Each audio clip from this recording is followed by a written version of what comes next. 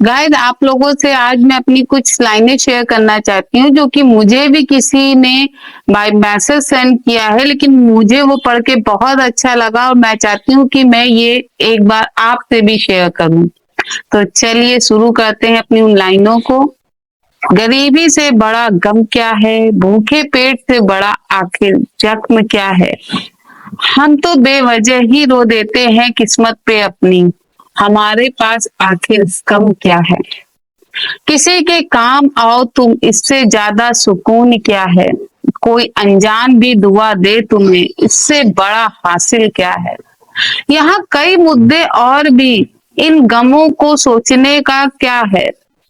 बेबसी भूख के मारे कई हैं यहाँ, उनका सहारा उनका मरहम क्या है। करने का समर्थ रखते हो तो कुछ करो, और भला करना क्या है। रोते को हंसाना, भूखे को खिलाना, यही तो है, और जीना क्या है।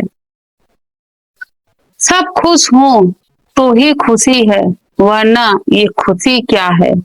इंसानियत है तो जिंदगी है, नहीं तो जिंदगी क्या है। प्यार मोहब्बत के बिना ये दुनिया क्या है।